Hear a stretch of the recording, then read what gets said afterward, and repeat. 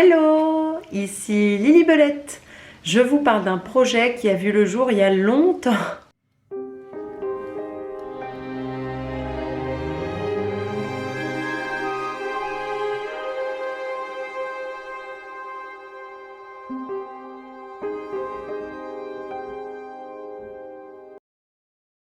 J'ai choisi le modèle Demoiselle de Louis-Antoinette.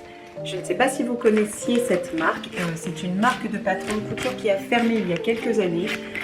Pourtant, j'ai beaucoup d'affection pour leur modèle, étant donné que la première robe qui m'a permis de me lancer en couture, c'est la robe Los Angeles, également de Louis-Antoinette.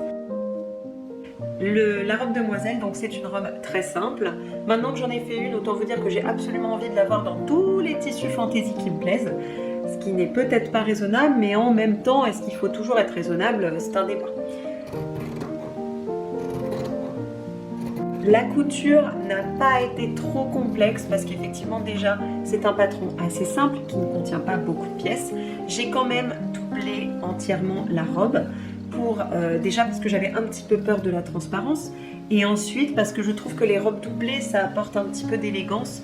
Personnellement moi j'aime beaucoup quand j'ouvre ma robe pour la mettre me rendre compte que je ne vois pas les coutures à l'intérieur parce qu'elle est doublée et que du coup l'intérieur est beau également. Notamment les robes en coton parce que comme le tissu n'est pas très technique et se coud assez bien et facilement, ce serait bête de se passer de petits détails qui apportent toute l'élégance.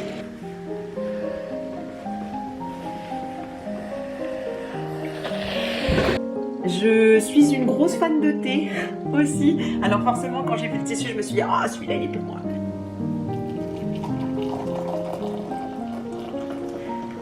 Je considère d'ailleurs que l'élégance, ce n'est pas forcément que pour les personnes qui le voient, mais également pour les personnes qui le portent. Parce que quand on se sent bien dans une tenue, quand on y a apporté beaucoup de soins, je trouve que c'est plus gratifiant de le porter, ça apporte une nouvelle dimension en fait de porter des vêtements. On ne porte pas juste un vêtement comme ça, c'est ce vêtement-là que j'ai mis tant de temps à coudre, où j'ai apporté tel soin aux finitions, enfin bref. Je pourrais en parler des heures, mais nous n'avons pas des heures.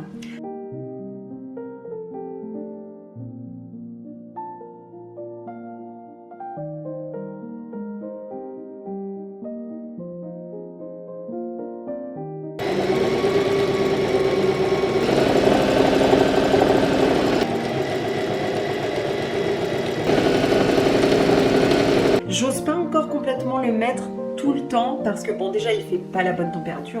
Je vous avoue que le petit pull là c'est important. Et il est légèrement original et en même temps un peu rétro. Du coup je navigue un peu entre est-ce que je peux le porter dans le sens où pour aller travailler est-ce que c'est pas un peu trop original et est-ce que c'est pas un peu trop formel. Donc je l'aime beaucoup, je pense qu'il faut que je travaille encore un peu sur moi pour le porter parce qu'il me va très bien. J'ai pas de problème de taille ni rien, donc il faut que je le porte quand il fera plus chaud.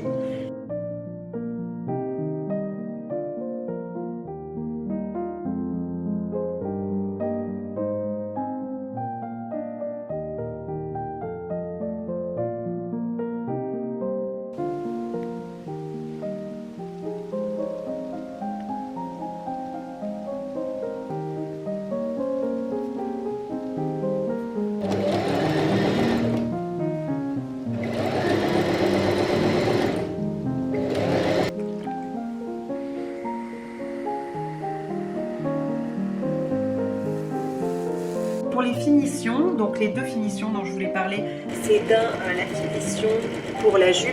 J'ai fait un petit tournet mouchoir pour que ce soit le plus fin possible et que ça ne prenne pas trop de tissu, que ça n'alourdisse pas la fin de la jupe.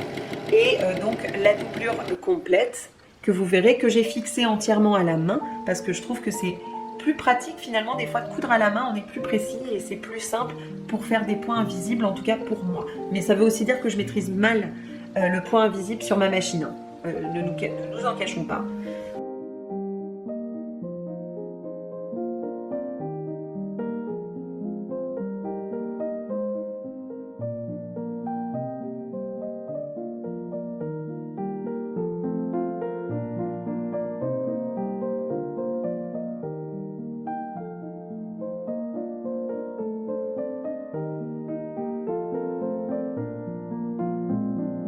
J'espère que ce petit projet vous aura plu et je vous laisse avec Lily Belette qui aura peut-être un petit peu du mal à cacher certains secrets.